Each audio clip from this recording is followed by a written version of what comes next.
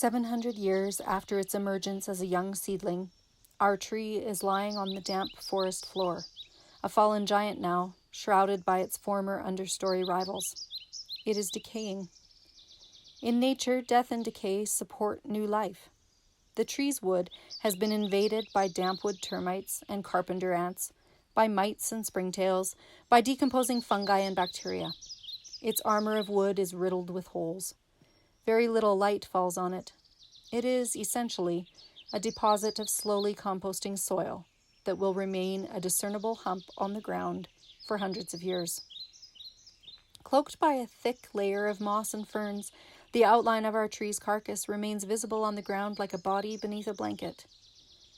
One September, a light sprinkling of winged seeds will fall on it. Some will have fallen from the Douglas firs still towering above, but most will be western hemlock seeds. The Douglas fir seeds will not take root on our log as they require sunlight and prefer mineral soil, such as the gravel beds our tree originally colonized after the century fire cleared the understory. But hemlock seeds thrive in rich, shaded organic soil, and that is what our tree's interior will have become. In the spring, the young hemlock's stringy roots will work their way down through the termite and ant holes into our tree's bole, where they will encounter the mycorrhizal fungi introduced on the backs of termites, and they will flourish and grow. Our log will have become a nurse for its rival species. Eventually, the new tree's exposed roots will straddle their nurse and enter the ground. When our tree finally dissolves into soil, there will be a long, almost perfectly straight row of western hemlocks in the forest, each tree perched on mounds formed by their own roots and the remains of our tree. The mounds will be covered by detritus, leaves from old vine maples and the middens of Douglas squirrels, and will be shared by sword ferns, which will shelter salamanders watching for springtails. 2 human beings, walking through the dense forest, will see the straight line of hemlocks, and one of them will make the observation that there must have been a nurse log there at one time. They will not know that the nurse log was once a giant Douglas fir, born the year that Edward I became King of England, fallen the year of the great Wall Street crash, but they will feel an unaccustomed oneness with the earth just the same. They will take that feeling home, and it will sustain them.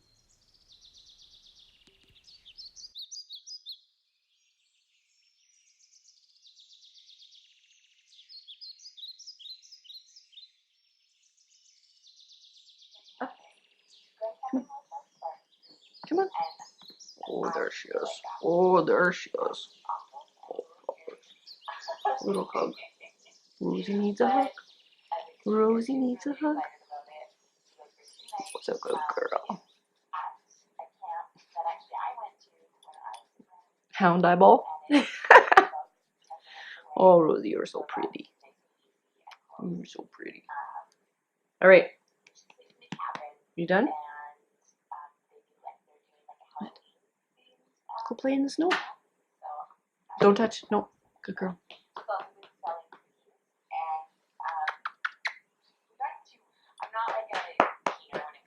What are you doing? Leave the yarn alone. That is not your yarn. Your sweater is almost done. Not really. It's only half done. Okay, get down. My turn. Get down. Good girl. Oh, how's your noggin? Good girl. Oh, thanks. Are you done with these? Okay. Where? Ooh, very fancy. Very fancy. Was it recording? Yeah.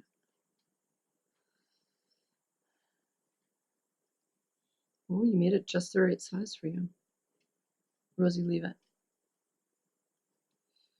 There you go. Thank you. Nice wink. Bye. Bye. Hello, and welcome to the Lone Larch podcast. The camera is very close to my face today. I feel a little bit uncomfortable with that this morning. Welcome to Saturday morning at our house. So it's 3 weeks after Knit City, and sorry it took so long to get here to record a podcast, but that is life. now.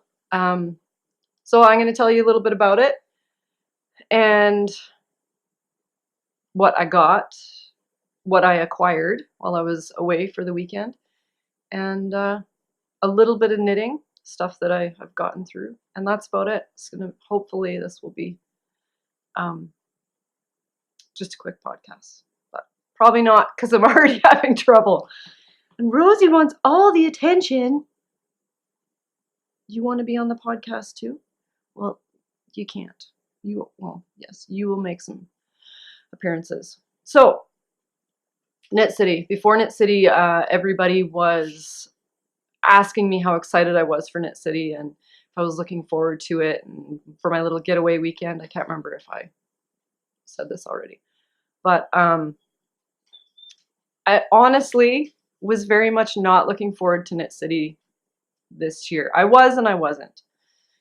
It was obviously a work thing, as opposed to a getaway and an exciting Knit City weekend, right? Where previous years I went to Vancouver for like 4 days beforehand, before Knit City, and just did my own thing, got away and played, rode my bike around Stanley Park 500 times, that type of thing. So before, it's always been it's been a vacation, essentially. But this year, it definitely was not a vacation. And I know that I talked about this a lot the last time, about, I'm sure you guys could see how stressed I was about it, just going at it from the different angle about being a vendor this year. A lot of people thought that we were there last year, but we weren't. Fibers West was our first actual show, which was in March this year. Knit City last year, honestly, was a recon for Kate and I, trying to figure out how we wanted to design our booth and what we wanted it to look like, what we wanted to have in it, and all of that sort of thing.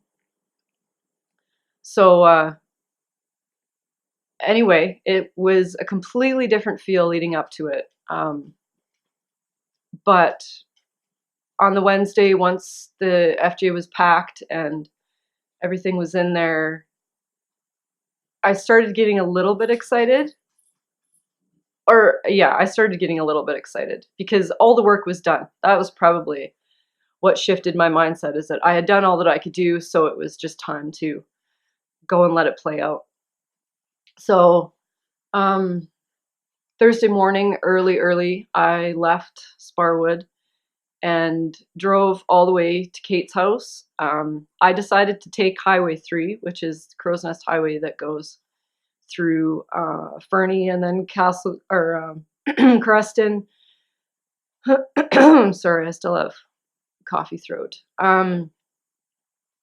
Creston, Osoyoos, and it's not like the main Trans-Canada Highway, like that goes through Golden and Revelstoke, where it's like just drive and you've got all the lanes. Well, not the whole way, but you've got all the lanes and you just put it on cruise and carry on. Like, Highway 3 is a completely different monster. I get carsick quite easily, but I only get carsick if I'm not driving, usually.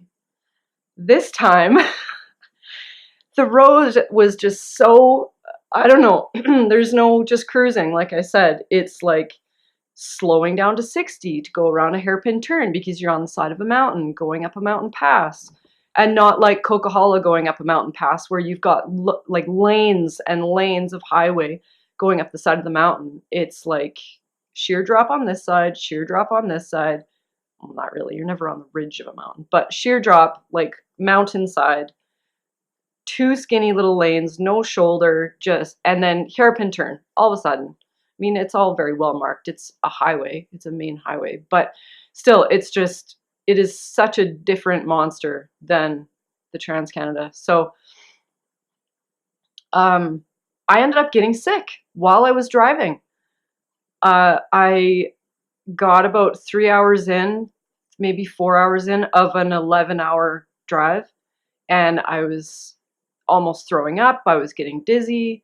So I ended up pulling over and having a nap. It was only like a half an hour nap, but I just had to like reset my brain so that I could keep driving. And it took forever to get there.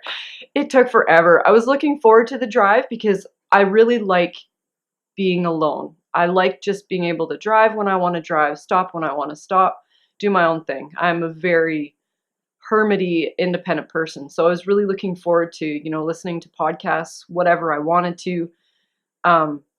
But it ended up turning into just an absolutely painful drive.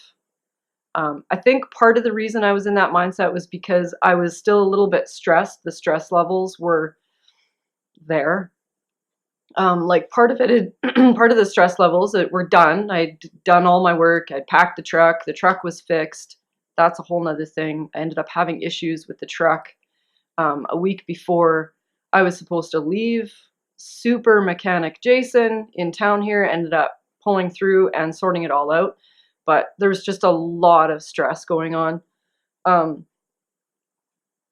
So I think a lot of that was probably me coming down from those stress levels.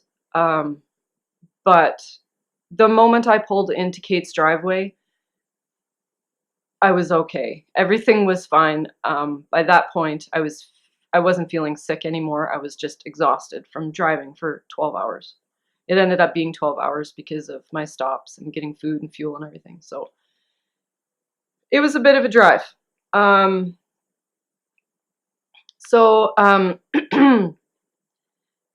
There's just I'm trying to like find the fun things that were going on in there, but there wasn't really anything. Like, it was all business. Showed up at Kate's house. I had some dinner, instantly started discussing like what needed to be done on the Friday.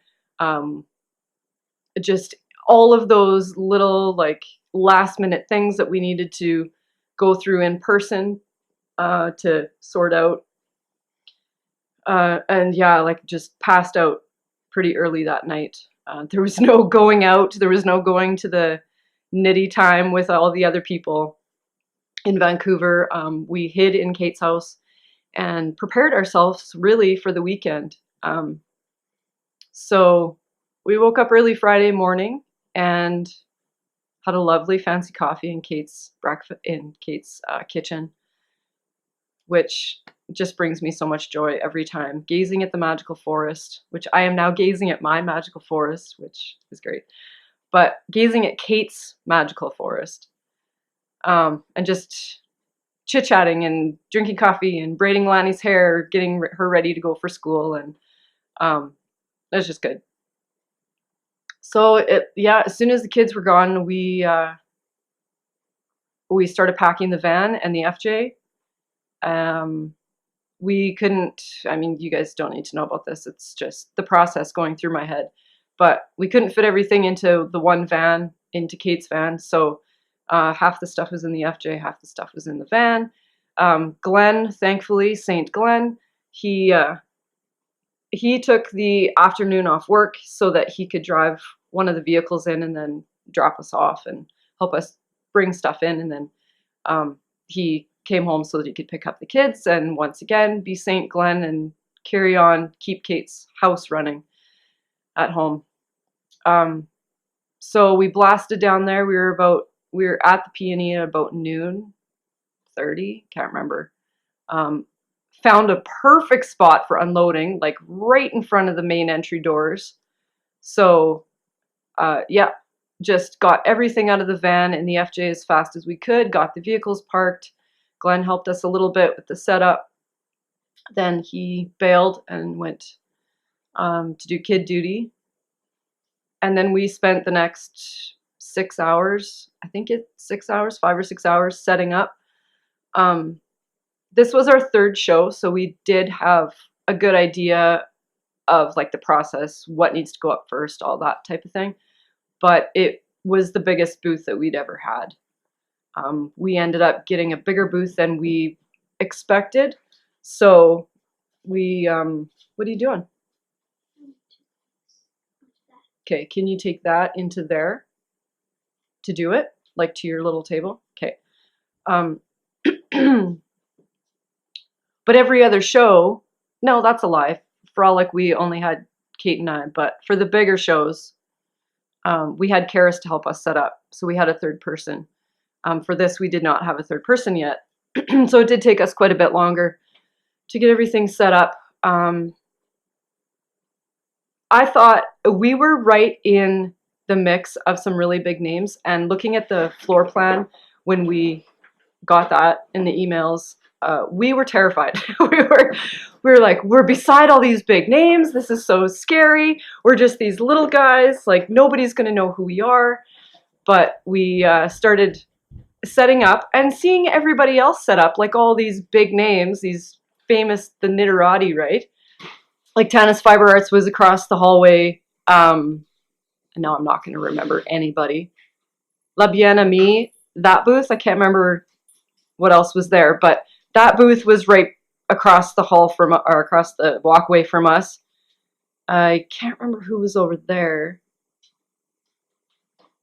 Richard DeVries was right behind us. Like all these big names were right. We were in a really good spot, and I have to thank the ladies that set up the whole event.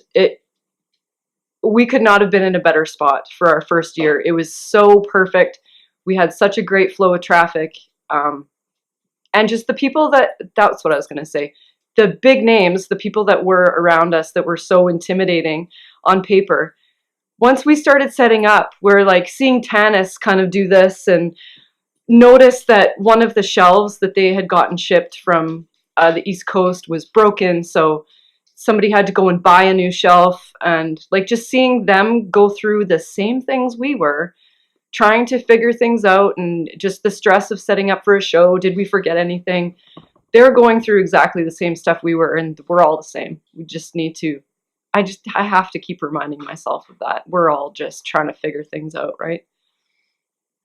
But once I saw that whole atmosphere and how everybody was just like in work mode and helping everybody, you know, do you need me to hold that for a second type thing? Or, I mean, even just holding doors open, getting your dolly in through the door. Everybody was we're all in the same boat, and it's just it was such a good community. It is such a good community to be involved in. It's relaxing once you're actually in the moment. It's a great place to be. Yeah, so we finished setting up and took a few pictures. There's not a lot of Knit City pictures. That is the difference between being a vendor and just going to Knit City to experience it. You don't take any pictures as a vendor, like none. There's just so much going on. Your attention is just being pulled in so many different directions. It just doesn't cross your mind, or it didn't cross my mind anyway. So I have a few to put in, but there's not a lot. Sorry. Yeah, so we set up, and then we had to meet Karis at the ferry. She took the ferry across from Nanaimo. We had all of her pottery. Karis is the potter that we carry in our booth as well. Is it really going to blow everything out today? I think I just need to go closer. Yeah, so Karis, she got all of her pottery over to Kate beforehand, so that she could just walk over on the ferry, and then we picked her up, and it's just way less headache to deal with another vehicle. So we blasted down to the ferry as soon as we were done, picked up Karis. Awesome to see her. She is one of my favorite people. That's another thing about doing the shows on the West Coast, is just her and Kate and me together is just so much fun. It's such a fun dynamic, and we are so different, the three of us. It's so much fun. We are ridiculous, and yeah, it's a great time. So we picked Karis up, and we had a big conversation, her and I, about moving to the mountains, and just how exciting that is, how my life has completely changed since being here, getting a new bike, being able to just live this lifestyle again. She tries to live a similar lifestyle, so it was really awesome to be able to chat with her about it. I just feel like I'm finally doing what I want to be doing, and to be able to tell people that now, that like it's just there's no more waiting or like when we do this, when we move to the mountains. It's like this is my life now, and it's awesome. It's really finally. That's all I have to say. Finally. So yeah, we went for dinner, and then that was about it. Like we got back to Kate's house at about 9:30 or 10, I think, and then we had a 6 o'clock wake up to be back down to the P&E and ready to go for the early entries.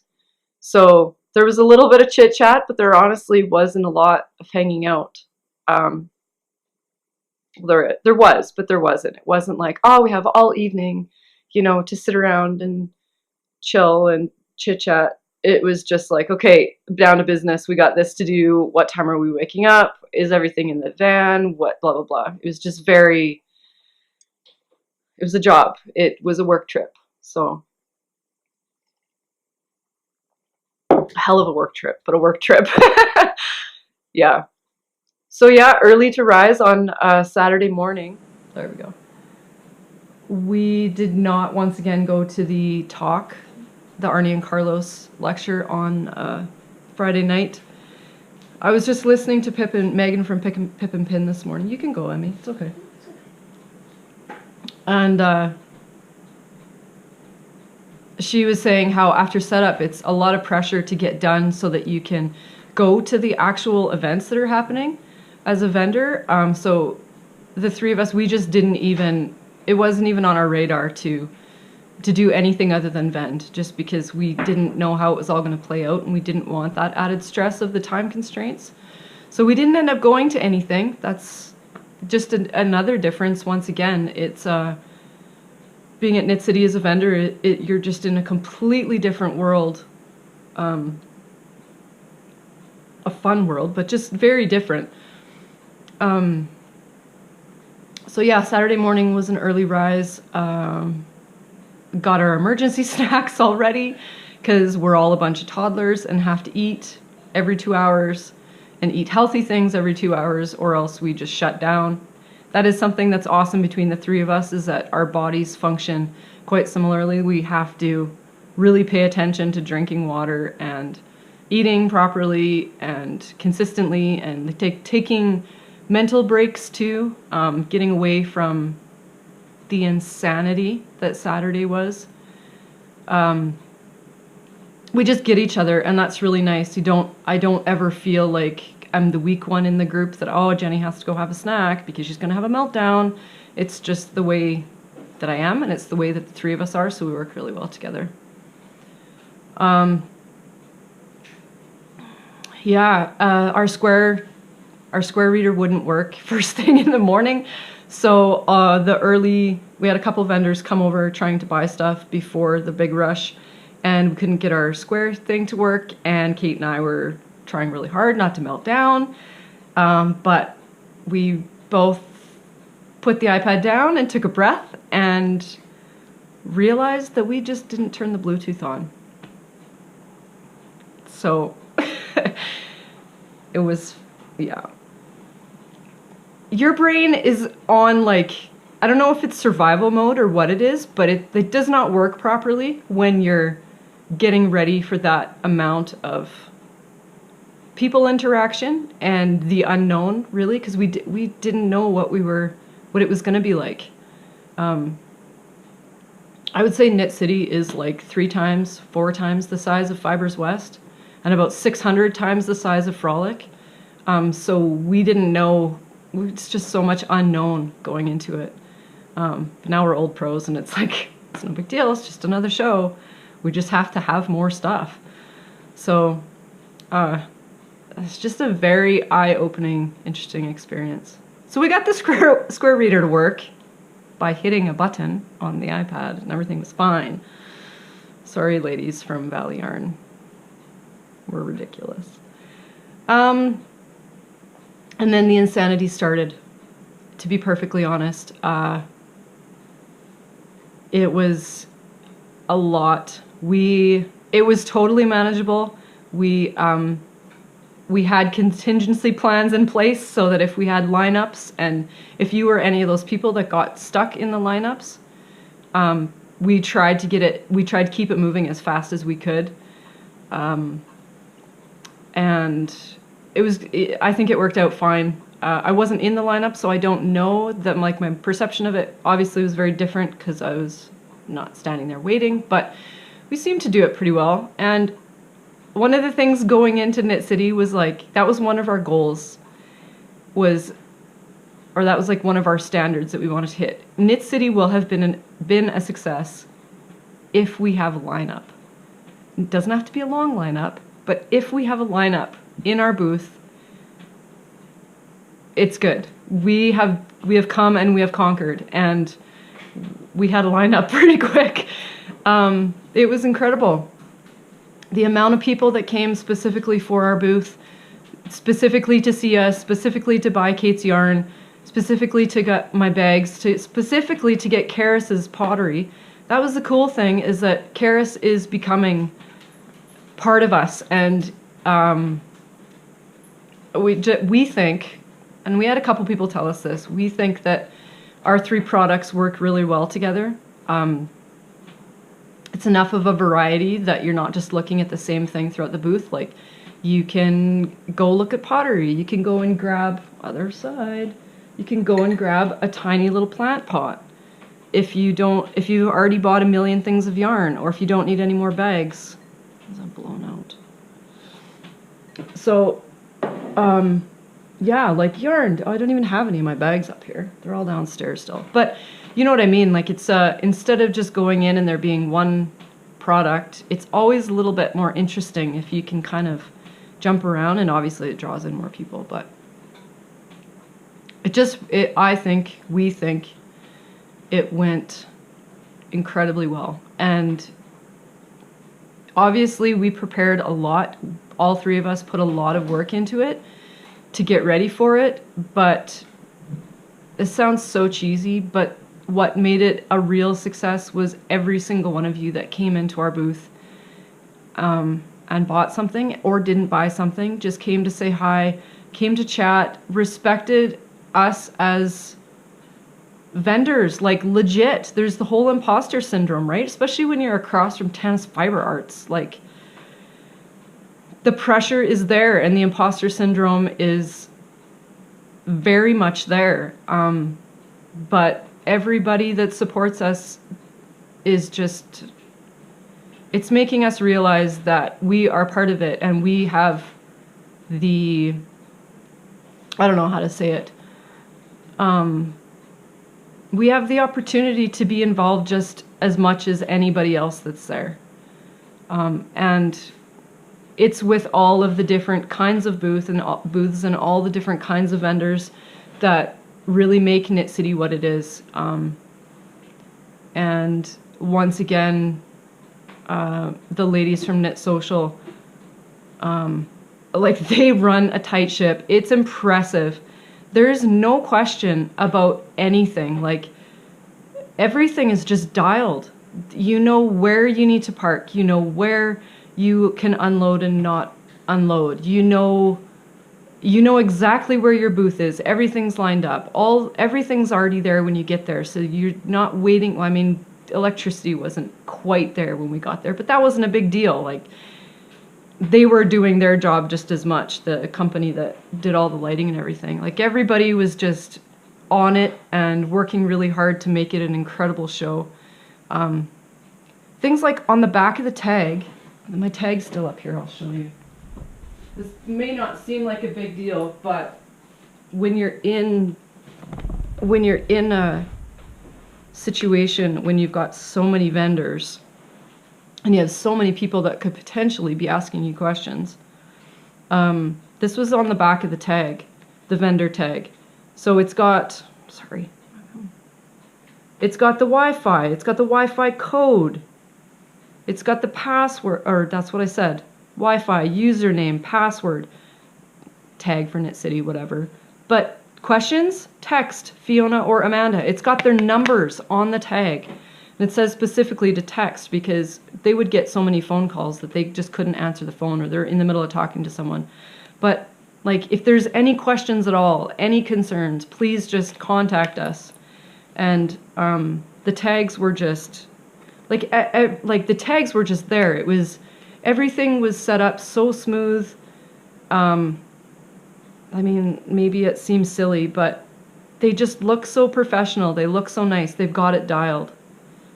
Why is everything blown out? Because it snowed last night, so it's like a wall of white coming in the window. I love it here. Oh, and here's my pin from Kim. Yeah, so I don't know what else to tell you. We saw so many people. It was insane. Saturday was insane. We were really tired. Oh, that was the other thing I was going to say. Kate's daughter Landon worked the booth with us. She did some of the checkouts, and she handed out some of the candies. She handed out some of the stitch markers. She was our little booth buddy, and she did such a great job. She is 9. She is 9, and she was a huge help. It was awesome to have her there.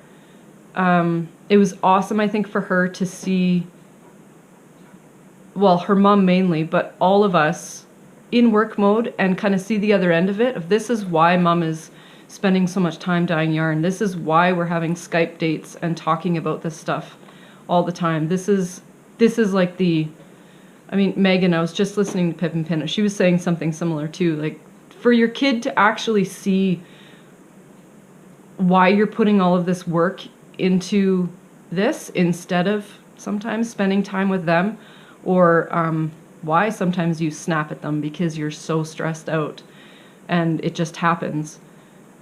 Just to see it all play out, I think is really good for the kids. In saying that, Emmy will be at Fibers West with us. She's going to work the booth with us. She's coming out for that, so that should be fun. I'm trying to remain positive and optimistic about it. She will be 1 year older, so it'll be good. And then Lanny will have a buddy and they can go buzz around together. But having Lanny there was awesome. She was a trooper.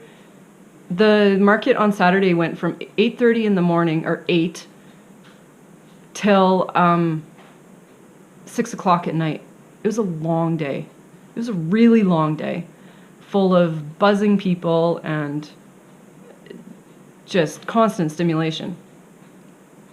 So it was a really long day, but 6 o'clock hit, we got the booth closed up, as much as you do. I mean, you just tidy everything and walk away, essentially. But, and then we went for dinner and went home and passed out. There was no going out. There was no socializing. Kate and I are also very, not antisocial. I don't want to call us antisocial, but after being on show and on for that long during the day with that many people, we just want to hide and be done with it, especially when we know that Sunday's coming and it's a whole nother day of it. So yeah, there's nothing to report on that side of it. I don't know what else to say, but that's just who we are, and that's what we have to do to get through being a vendor. It's different, that's for sure. It's fun. It's really fun, but it's very different. So Sunday was way more chill. It was busy, but it was way more chill. Having 3 people in the booth, we got a lot more time away from the booth where I could actually go around and see other people's booths and look at stuff and just actually talk to people and not have those 5-second conversations where, you know, your attention is just pulled in so many different directions. So it was awesome to just be able to beetle around on Sunday. And like, I took Lanny away a couple times and we just went for a walk through the booths and show me what you like, kid. Just like what catches your eye. It was cool to see how very different her tastes are to mine. But she's also 9 years old, so. But even seeing her taste change, like in the last couple of years, is interesting too. She's definitely growing up too fast, but quit growing up, Lanny. Jeez, quit growing up. Yeah, so what else? We had so many cool interactions with people, designers, new business people coming in. I'll talk about that in a little bit. That was another really cool thing, was for people to be asking me advice about like being a vendor and doing these things. And I'm like, I don't know. Like, I can tell you my experience of the few shows that we have done, but I mean, there's people that have way more experience than us, but to have people really want to hear your side of things is just a huge compliment, I guess. Once again, imposter syndrome, right? It's a real thing. It's a real thing. Yeah, so the show, I just keep thinking about our little interactions with Megan of Pip and Pin. We talked to her quite a bit on Sunday, and it was just so much fun. Yeah, she came back for a couple more skeins of yarn. I have to tell this story because I just think it's hilarious. She came back to the booth, and Kate was away having lunch with Lanny, and Megan asked, like, I need a couple more skeins for this one design that we're thinking about doing, and I'm really excited about it, and I don't want to take advantage, but in order to do it justice, I need more yarn. And I mean, both Kate and I are always like, just take it, because having people like our product enough to want to use it in designs and to show how much they really like it is such a huge compliment. So we're just like, take it right now. So anyway, Megan came back and she asked for the yarn. She was not demanding it. I don't want it to sound like that at all. We had the understanding that if she needed yarn for design, she was welcome to absolutely everything. So she came back and Kate wasn't there, and I said, okay, well, let's just make sure that Kate's cool with it, because it's her yarn, not mine, right? We need to clear it. But she was having lunch, and I knew Kate was going to be absolutely not impressed with me bringing Pip and Pin over to her while she's having lunch, right? It's Pip and Pin, right? Kate's so funny. So we're walking over to the lunch area, and I just say, okay, I don't know how this is going to go to Megan. Kate is going to be absolutely mortified that I'm bringing you over to her while she's eating. And so I walk up gingerly, and I put my hand on Kate's back. Kate, don't freak out. Megan's here. She needs more yarn. It's going to be okay. Calm down. And the look that Kate gave me, because she had like a mouthful of lunch. Mouthful of lunch, and she already gets flustered and sweaty when people come over to talk to her. So I knew that this might not be the way that she wanted this conversation to go, but it ended up being totally fine. But it was a hilarious interaction because I was just so straight up with Megan, like, this is a big deal to Kate, so she might freak out a bit. But it was totally fine. It was just hilarious to have that little bit of uncomfortableness. I don't know. I don't know. Maybe I'd feel different about the situation if it was me, but it's just real life. Like, everybody's living their life and trying to figure it out, and yeah, we're all in it together. What are you doing? You'll see. So yeah, we ended up closing up at 3 o'clock, which was awesome. It was a short day on Sunday because we still had to tear down the whole thing, the whole booth, pack everything into the vehicles, and all of that.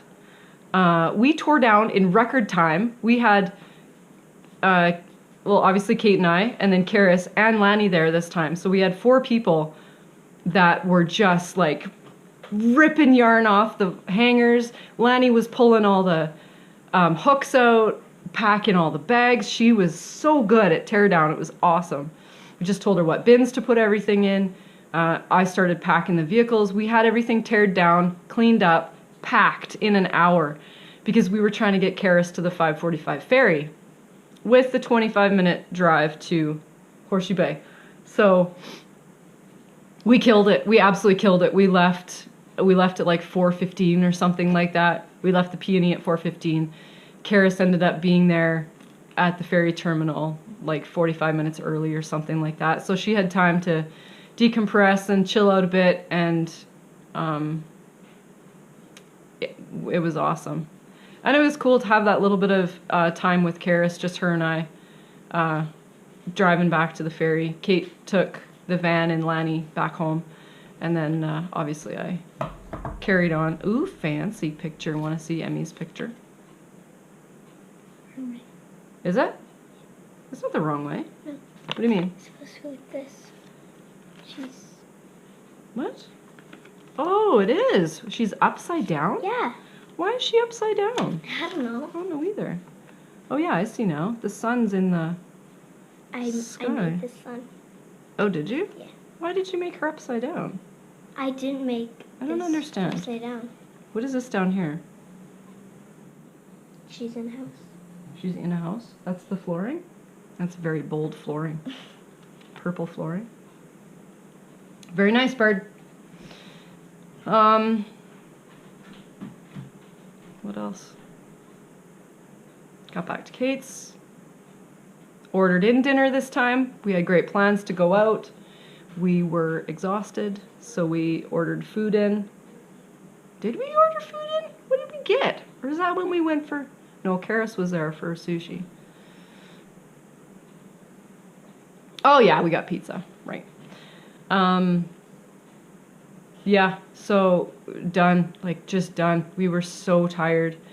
And then we spent Monday pretty much unpacking the vehicles and like getting everything ready for Fibers West, getting everything back into the proper bin and labeling it and packing it away in Kate's garage so that it was all out of her face for real life. And then I ended up bringing almost nothing home because our next show is out there. I left everything there except for the leftover bags. I brought home a suitcase, and the entire FJ was like, oh, and the bar chair that we had there, that's from my house. But yeah, but we spent all day Monday going through paperwork, just getting everything buttoned up, and I mean chilling out too. We did have a little bit of a, sat around and drank coffee and talked about what we needed to change and what we liked, what we didn't like, just sort of hashed everything out.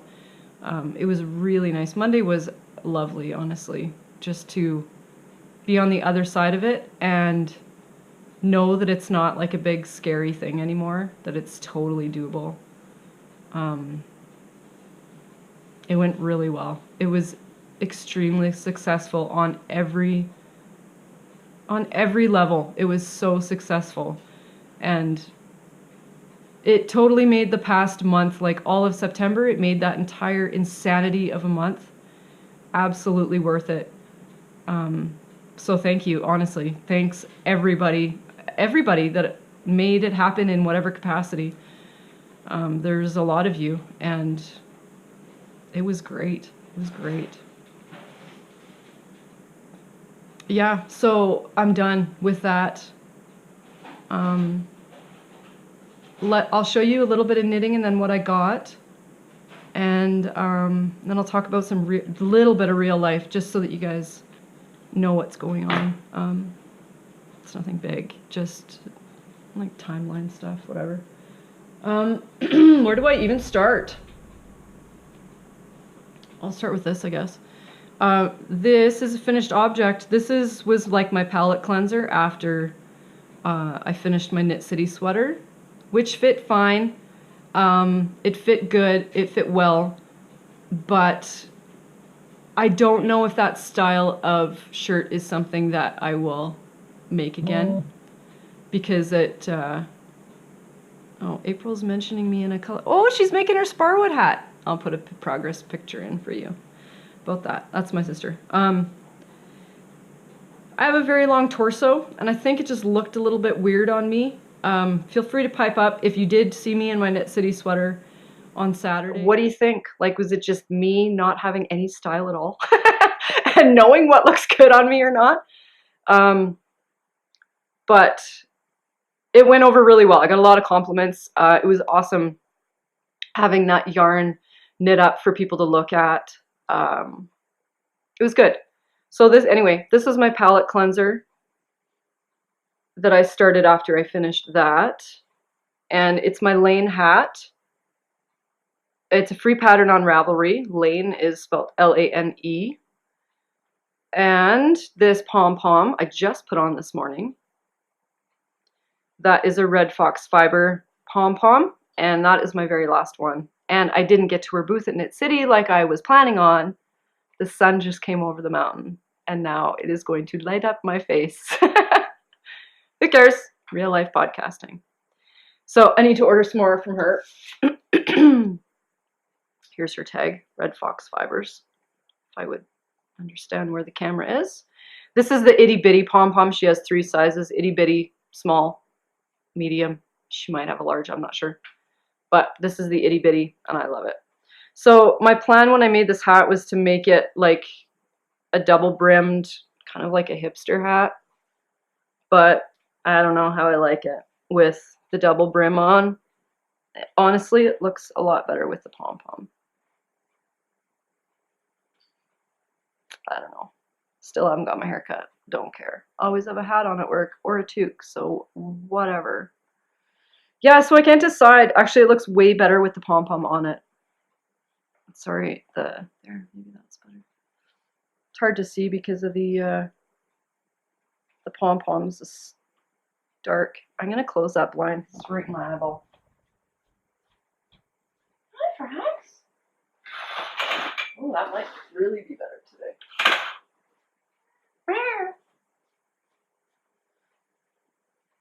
How's that? Oh, that's way better. It looks better to me.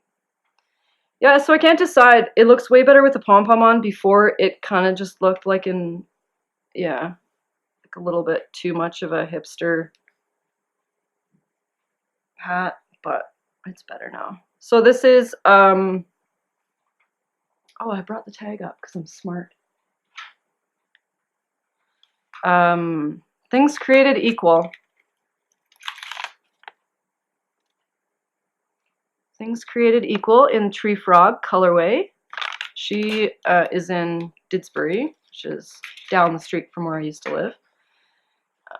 That's the yarn. You can obviously see that. It's a single ply worsted, and I really like the color. I thought it would be quite a bit darker. I thought it would have, just from seeing it in the skein, I thought it would have more of the darker green, but it doesn't, which is fine.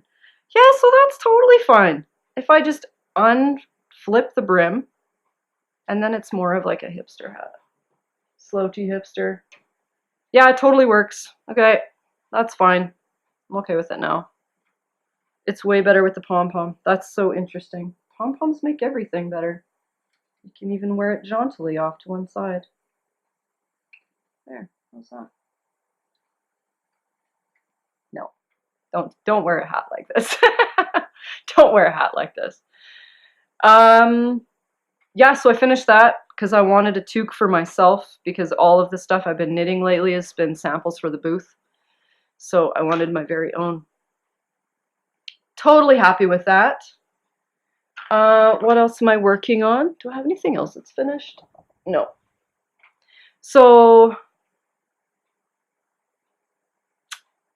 maybe I'll, yeah, okay. So what I was going to say with like the personal stuff is some of you may know that I started a new job. It's a full-time job.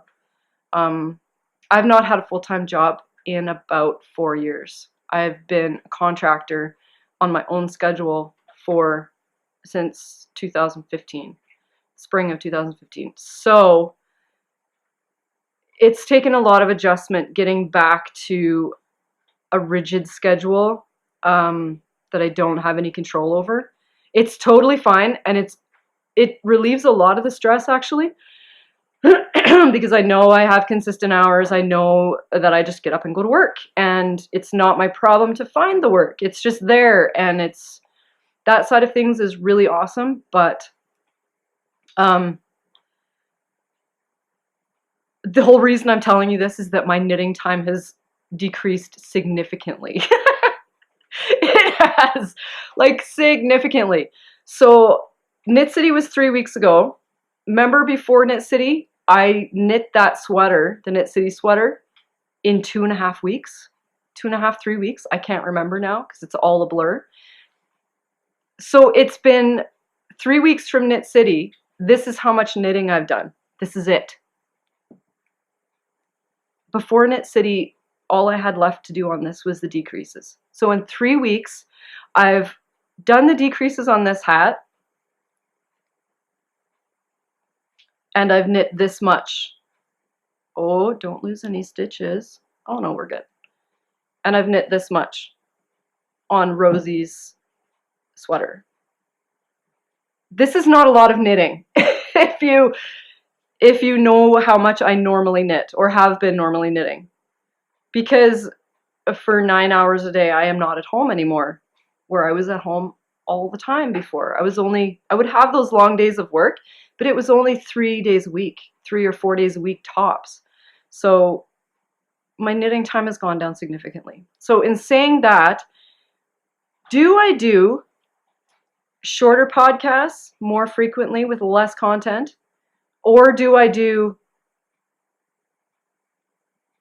like, compile more knitting and then podcast less with potentially a longer podcast? Only time will tell. Because I'm not committing to anything. Because, well, I don't have to. I can let it play out as it will. And I have that luxury, so I'm going to. So, this is the knitting that I've done. Isn't it glorious? Oh my god, that color's so good. So, the pattern that I'm doing for Rosie's fanciest dog sweater ever, you will have seen Rosie. She is a coonhound. She has very short fur, and her tummy is pretty much bare. So, winters can be a little bit more reasonable here. There isn't as much of the Alberta, like, minus a million winter. It's a little bit more tolerable, but they still do get those cold snaps. So I'm knitting Rosie a sweater, and in doing that, I'm using Kate's Reject yarn. So it's like the fanciest indie dyed yarn, right? But it's for a dog sweater. I feel a little bit ridiculous. What is that? Oh, that's weird. What marker is that? I've never seen that marker before. Where'd that come from? Near Knit City. Yeah. We got that box at the thrift store. You and Grammy? Yeah. Um, Did it have markers in it? No. I didn't know you got a box from the thrift store. That was the other thing. Kathy ended up leaving. I got home too late, and then Kathy ended up leaving before I actually saw her. Kathy watched Emmy while I was at Knit City. So she ended up going home to Olds before I had any chance to, like, get the play-by-play of what happened when I wasn't here.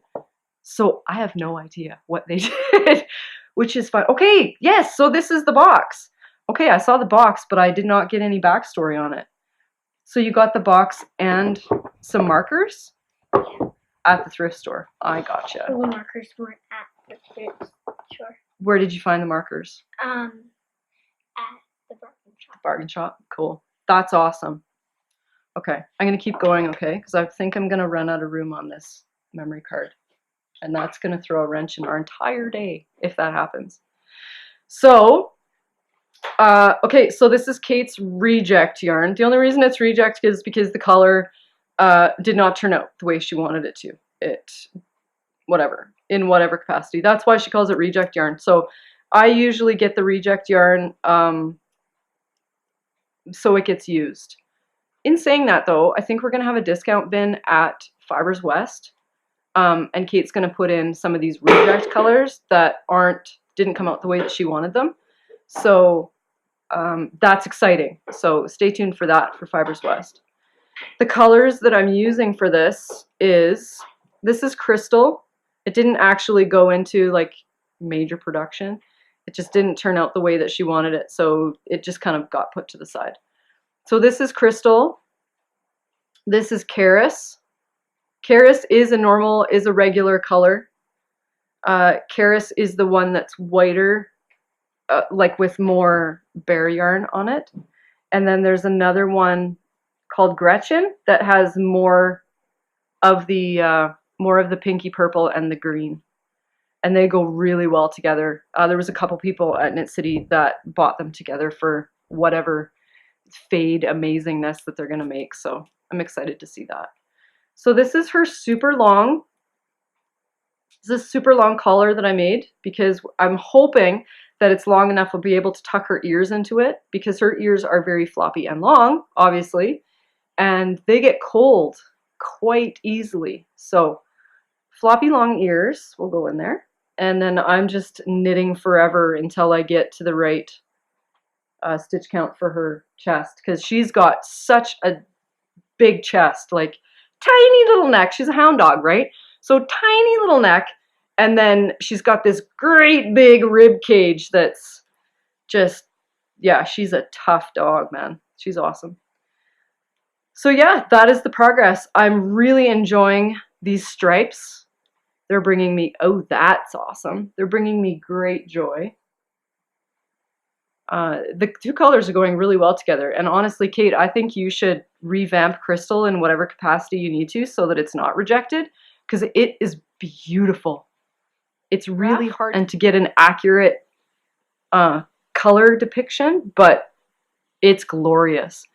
So another thing I came home from Knit City with is a prototype that we're testing out for Karis. Karis is hoping to have some yarn bowls at Fibers West. This is her prototype that she's made.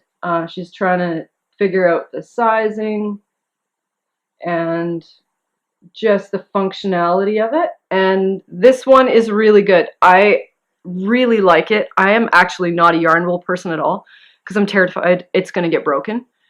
And there's so many animals that if there's any yarn, like, you know, making the pass from the coffee table to the couch, that some animal is going to walk past and get caught. So I am caring for this thing with every ounce of my being and trying to keep it safe.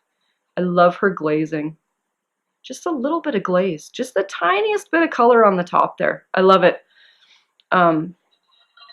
So yeah, I have a couple things I'm going to tell her about, but in general, I really like it. So stay tuned for that. She's probably going to change the design here a little bit so that it goes more with our theme of our booth, but stay tuned. It's very exciting. What she was showing me is magical. It's going to be so cool. So that's what I'm knitting on right now, and that is it, because knitting time, as I said, has dwindled. And it's not that I don't have time. Like, I only work until 3 o'clock. Emmy is done school at 3 o'clock, so we end up getting home at exactly the same time. But I start at work at 7, which means we're out of the house at 6:30 because I have to drop Emmy at daycare, or before school care. So I'm up at like 5:45. So by the time I get home, 6 o'clock feels like it's 10 o'clock at night. I'm so, I'm getting more used to it. It's definitely getting better, but a lot of the time I am just tired. It's not that I don't have time to knit. It's that I'm done. I'm just done. So, but it'll even out. It's fine. I think I'm going into my 3rd week of work now, and it's pretty good. It's going well. That's all I'm going to say about that. Okay, so these 2 pots are what I brought home from Karis this year. We use them as soup bowls. I had great plans to put plants or something in them. That's the way that they're sold, is just like, this is large pot and this is small pot, plant pot. But we've been using them for soup, and I love them. And I hope one day I have an entire cupboard. All of my cupboards are just full of Karis plates, pottery, all of it, bowls, beautiful, beautiful tree bowls with the tree on it. Oh, they're so glorious. Okay, so what am I going to show you? I'll show you this first. These two skeins came from Isis Fiber Arts. Isis Fiber Arts. On one of my very last rounds around the marketplace, the ladies at Michelle and Kim at Isis Fiber Arts called me over and she said, Jenny, I know you love yarn that's named after trees, and I named some after trees, so you have to come and see it. Wow, you got me. You got me. So this one is, they're DK? I don't remember that at all. I thought they were worsted. That's even better. Oh, the things that you will become. Okay, so the brown is Arbutus. And the greeny blue, it's showing super blue on here, but it's way more of a turquoise, is blue spruce, which is so perfect because the tips of the blue spruce, they're this color. They're exactly this color. So the color accuracy is not 100%, but they're beautiful. So we ended up doing a trade. That's something that I think is really cool with doing the markets, is there's a lot of trading going on. I hate saying this, but I have a lot of yarn. I don't have a lot of yarn, but I feel like I have an excess of yarn.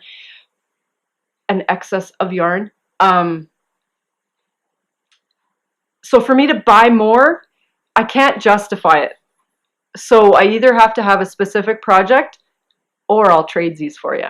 So go pick a bag. That's what we did with these. Go pick a bag and trade you for the yarn. So I absolutely love that. So these are the two things that I picked up from Michelle. Those two ladies are just fantastic. Michelle and Kim. Kim is Kimmy Creates with a K. Kimmy K Creates, if that makes any sense, on Instagram. Both those ladies are just awesome. They're some of the first people that I met, like the first year I went to Knit City, and they're just so lovely. They're so lovely. They obviously bring a smile to my face. So those two I got, who knows what they will become, probably a new hat pattern. This was another thing that was given to me. This is from K-Zip Yarns, who's Kelsey. K-Zip, not Yarns, K-Zip Knits, sorry. And Kelsey is one half of the Wet Coast Wools podcast. And I have to go get the cord because the GoPro is going to die. I should learn to just plug the GoPro in from the beginning, okay? You'd think I'd learn, but no. Okay, so yeah, they've seen Rosie. It's all good. Okay, so this was the yarn that I got from Kelsey. It's massive. I got it for Emmy. She's going to make herself a big cowl out of it, right? Is that what you had planned? Yeah, so it should be interesting to see how it works on the loom because it is a single ply. Is it super bulky? Yeah, super bulky. Into the woods. Can you not do that, please? It's annoying. It's gorgeous. Has some purples in it. That's why I got it for Emmy, because it just pleases both of our color palettes so well.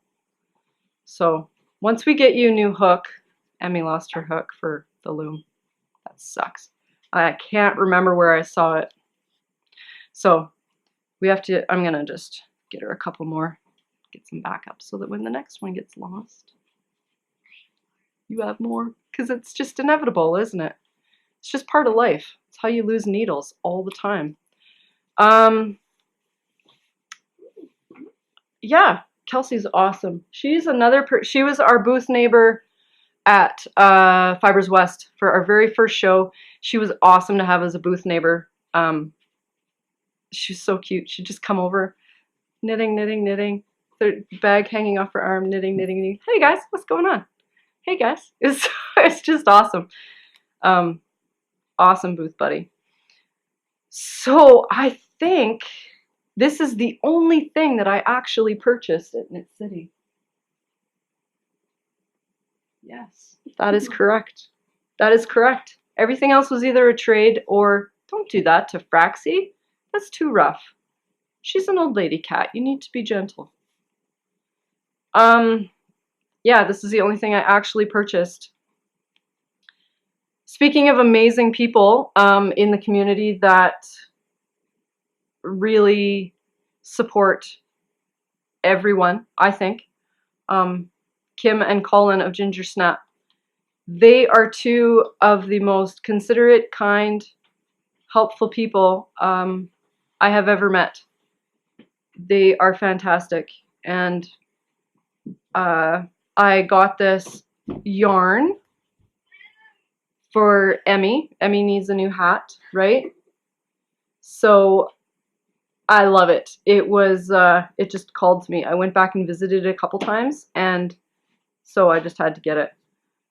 So this one's called Blue Skies and Juju Bean. It's her Luxe Worsted 100% Superwash Merino. 218 yards in 210, or sorry, in 110 grams. So look at these speckles. Just look at them. Aren't they amazing? So this one's going to be fun to knit too, because it's going to kind of stripe, because it is, I don't know how to describe this, but, well, it's knit in a way where all the colors are on just opposite sides of the skein. So like you have the blue side of the skein, and then you have the speckled side of the skein. So it's going to look really cool. I think it's going to be like real thin stripes. It'll be interesting to see how it pools. So, and this base is glorious.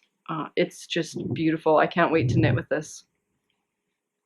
No, I have to finish the Rosie sweater before I start anything else. Oh my goodness. I've actually, I had all of this stuff hidden away in a kitchen bag, a kitchen garbage bag.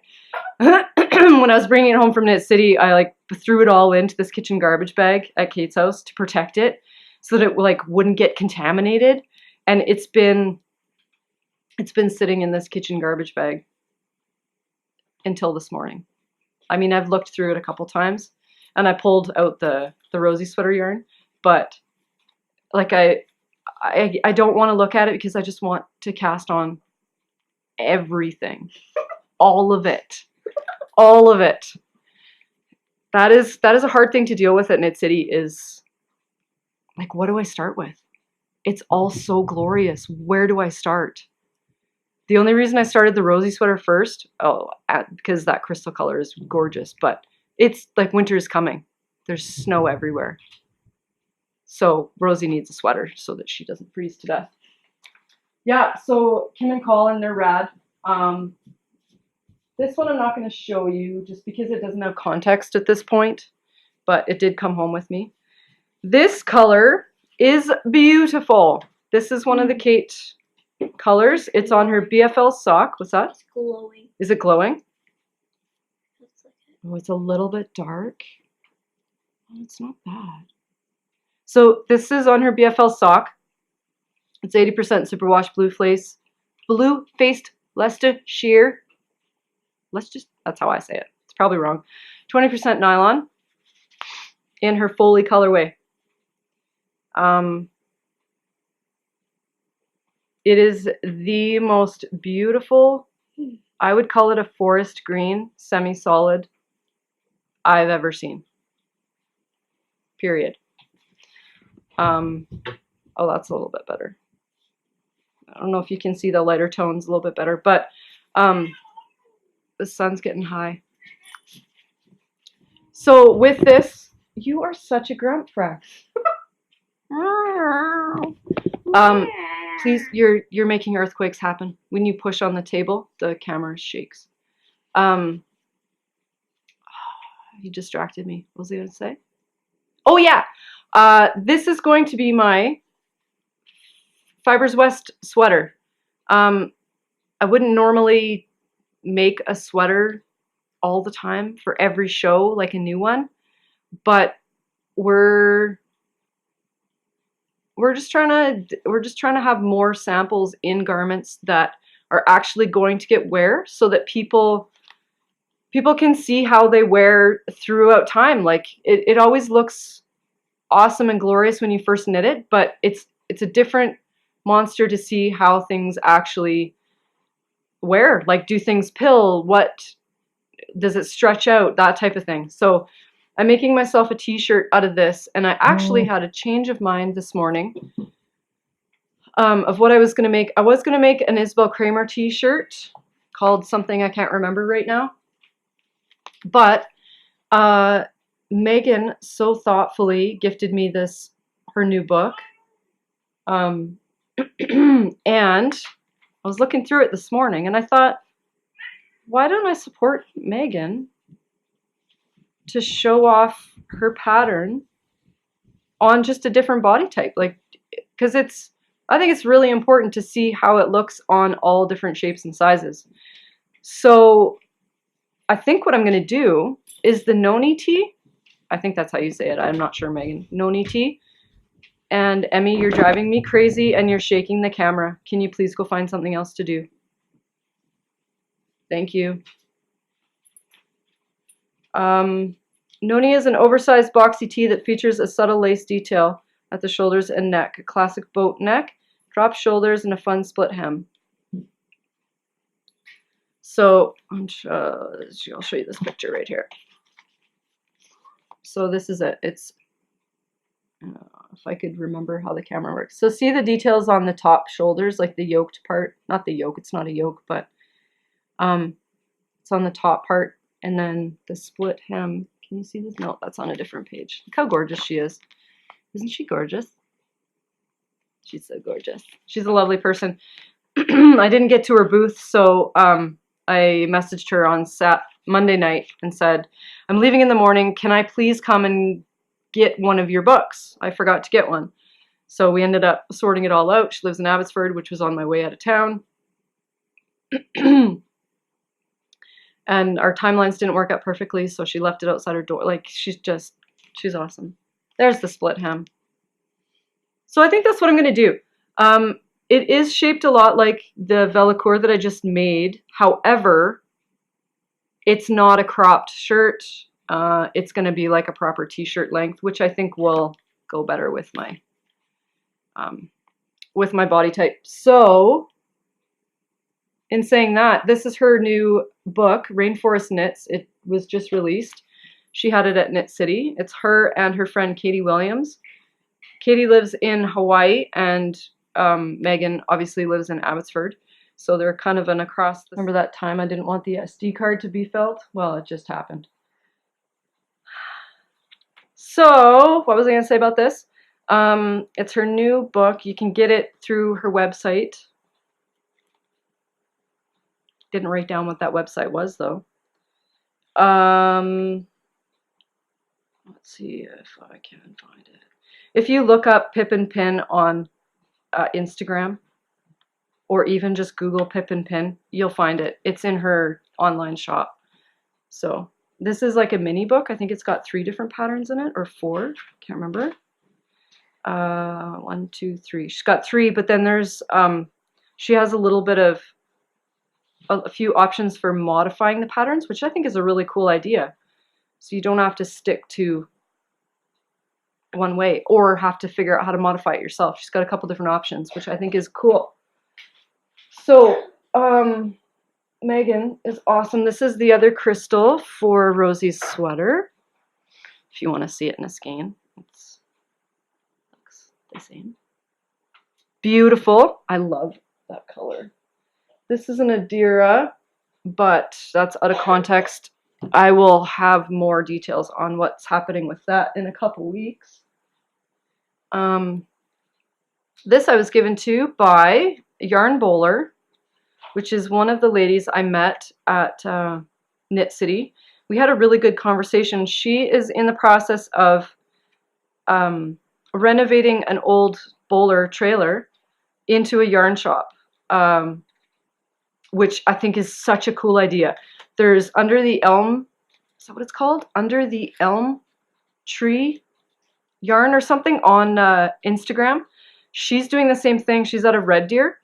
I didn't get a chance to actually see her before we moved here, which sucks, but I think it is such a great idea. So this lady is planning on doing markets. She's planning on doing pop-ups all over the place. So I talked to her for quite a while, and we just chit-chatted about like everything. Actually, so many things. How to, yeah, she had lots of questions on markets and stuff. Amateur, whatever. Yeah, so she's Yarn Bowler on Instagram, YARNBOLER, Yarn Bowler. And I have her card too. Where did I put it? Yarn Bowler. Yeah, so go check her out. She is in Vancouver. I think she lives in North Van, so she's going to be going all over Vancouver area, which is great. I forgot about the knit along. I'll talk about that in 1 second. Okay, so Spencer. This big pile of Spencer back here is another thing I'm going to be starting soon in all my free time of knitting. I might actually have to get these things started so that I can finish them before Fibers West. We'll see. I am planning on knitting a sweater with this for Karis, actually, because Karis doesn't have her own booth sweater. She doesn't have her own knitwear, she's not a knitter, to wear at our booth. So she's just been borrowing stuff from us. And so Kate and I thought, let's make her her own sweater. Let's make it what she would want. Her and I are very close in size, so I can pretty much just make it for me, which is awesome. And then she'll have a Karis sweater for herself. So the pattern I'm going to be using is the Pearl Code by Isabel Kramer. I love Isabel Kramer patterns. I don't know if you know that about me. It's a bit of an obsession that I have. So that's what this is all going to become. Spencer, yeah, it's a DK weight. I think it's a little bit blown out. It's a touch darker than that. But Kate's silvers, I call them her silvers. They're not grays because they have so much more depth to them than just gray. Her silvers, this one has like the tiniest bit of brown in it. I don't even know. But it, yeah, it's going to be glorious. So that's a lovely pile of Spencer. I'm going to need those scissors in 1 second. And now my beautiful pile isn't going to stay. That's okay. The last thing I have to show you, this was not technically from Knit City. It had to happen after Knit City because Chantal from Mud Punch was not at Knit City. She had some things change in her life where she couldn't dye enough stuff to be properly prepared for a market the size of Knit City. So she ended up having to back out of her booth, which really sucks, but I think it was a really smart decision because you have to be prepared for a show the size of Knit City. I think it was really smart of her to just realize and essentially let it go and get ready for next year. So I ended up ordering my Knit City skein of Mud Punch yarn after Knit City, and it just came in the mail the other day. So I was going to open this up. Can I have those scissors for just 1 second? I just have to pop the top of this. So this is the way that Chantal's yarn comes. She vacuum packs it. So in Canada, shipping is like $5. It's the way to do yarn, I think. Some of my bags in Canada, this is how, I don't vacuum pack them, but I have figured out a way so that I can send them as letter mail. This is also how Kate's yarn comes. If you order from Fiddly Dye Works, she vacuum packs all her stuff too, so that her shipping costs are so much lower than they could be. So opening the bag. I love feeling it inside. You can have those back.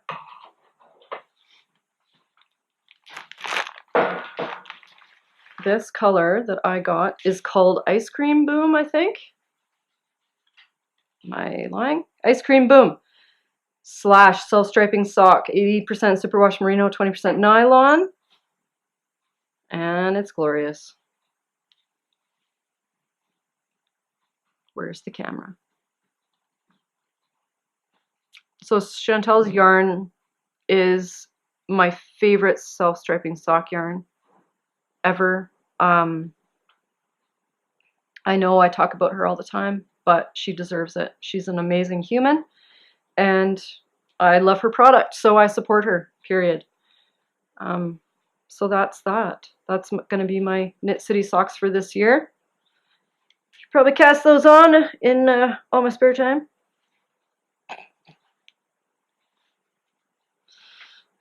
Oh, it'll come. It will sort itself out. Just gotta not put so much pressure on myself, really. It's a shift in my world, and I just have to get over it. Just have to get over it. So that's awesome.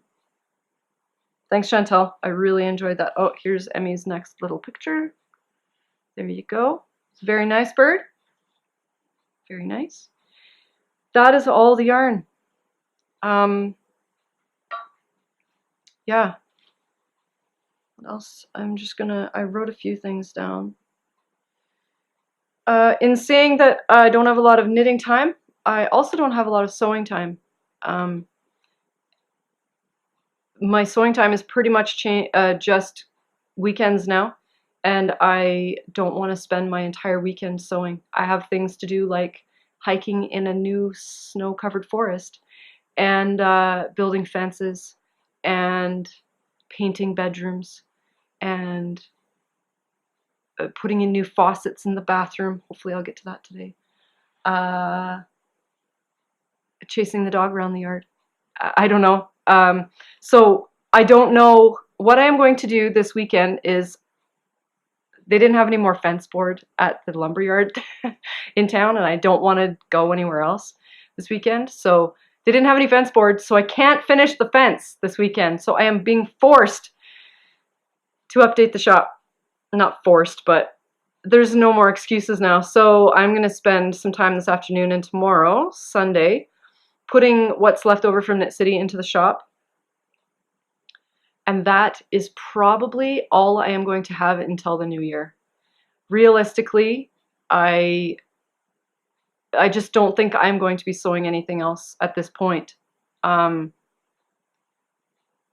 that's that. Like, I don't know what else to say other than this is the way that life is, and until I kind of figure out how those changes are going to change, I'm just going to put into the shop what I have, and when I get to sewing, I will get to sewing. I do have a couple mushroom bags that I will finish up. I think I have enough fabric for 2 more mushroom bags. If you saw them in Knit City, they're awesome. I'll put it on Instagram when they're ready to go. The only other thing I have to say, and then I'll stop talking, is the knit along that we're having with the Sparwood hat, and the Almas hat is also included in this knit along.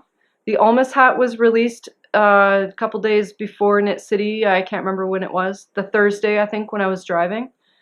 So the Almas hat is released. It's on Ravelry. The support that you guys have given me with the purchases of that pattern has been amazing. I don't like talking about money, but if this gives you some perspective on how much you guys support me and how it actually factors into my real life. I drive a Toyota FJ, so essentially it's a truck that gets terrible gas mileage. You guys, with the pattern, the Almas pattern, you guys paid for me to drive 11 hours to Vancouver and 11 hours back home. If any of you know how terrible an FJ is on gas, you can do the math. That is how it factors into my real life. Like, I don't know how else to say it without tearing up. Like, it's insane, the support that you guys give me and how it allows me to live my life and do what really brings me joy. Like, it's incredible, and I cannot thank you guys enough. So the knit along that's going on, it is going until October 31st at midnight. I'm easy. It'll probably, you'll have some wiggle room, but that is next Thursday. So Friday afternoon when I get home from work next week, I'm going to draw a name. In order to be included in that draw, I need you to either email me a picture of your finished object of the Sparwood hat or the Almas hat to lonelarchdesigns@gmail.com, or post it on Instagram. Tag me, tag Sparwood hat, tag Almas hat, tag whatever you can tag, just so as long as that I can see it. Make it visible to me in some way, shape, or form. You'll be entered in for the draw for the prizes. The prizes are, I did receive them. You may have noticed on Rosie's sweater was one of the stitch markers. I can't remember if I showed them last time. Did I? I thought I talked about them. Maybe not. So this is one of the stitch markers that came from Yarnithology. She uses these lava beads for the stitch markers, and you can put essential oils on them. And then as you're knitting, you can smell these beautiful essential oils, and it just makes your day so much brighter. So this was the set that she sent me, a little one over here, and then a smelly one that you can put the oils on. That's the Progress Keeper. And then the stitch marker with the ring on it. It looks exactly like this one, only it just has a ring instead of like the French clasp thing on it. So she sent me a pack exactly like that for you guys. It's still wrapped up. I didn't open it up because I don't want to wreck it. The other part of the prize is from Kim of Ginger Snap, a community over competition pin, which I wholeheartedly agree with. And Kim and Colin are the absolute spokesperson for that saying. They are so supportive and lovely. And the last thing for the giveaway is a bag that was sent to me by Lady Dragonfly Studios. And it is right here. Oh, it looks awesome in this light. So it is a drawstring. It's a, I don't know what size she calls it. It's shaped a little bit differently than my medium wedge, but I feel as though it would hold about the same. So probably like a 2 to 3 skein bag. Sorry, I'm really close to the camera so that you're not seeing like all my kitchen and none of me. And it's a drawstring, the handle, and then on the inside there's some pockets. Oops, that was not the way to do that. There we go. On the inside there's some pockets on both sides actually. Can you see that? Yeah. So that will be the prize, and I should be able to send it letter mail. That's the awesome thing about skinny things, is I should be able to send it out cheaply, which is always nice because shipping's outrageous. So this is her, these are her tags. Lady Dragonfly Studio. She's in Calgary, I believe. If you have been into Stash in Calgary, it's a yarn store in Calgary, they carry her bags as well. Thank you for being an amazing customer and having fantastic taste. There you go. So that's the prize for the knit along. I will draw that next Friday morning. I think that's all I have to say. So I don't know when I'll see you next, but I will do my best to be back in 2 weeks. Rosie's coming to say goodbye. Rosie, do you want to come say goodbye? Come here. Come here. Come on. Get up here. Oh, here she comes. There she is. Hi. Hi. Oh, brisket scratches, yes. Oh, brisket scratches. Oh, there's the snoodly snoot for you. The softest snoodly snoot. This. Oh, and the longest tongue ever. Are you the happiest dog? We're going to take Rosie for a run this afternoon. Yeah? Around the golf course? Big long run? Oh, do you want to go for a run? Do you? Uh-oh. We have to make second breakfast first. Okay, see you later. See you next time, everybody. Big kiss. Bye.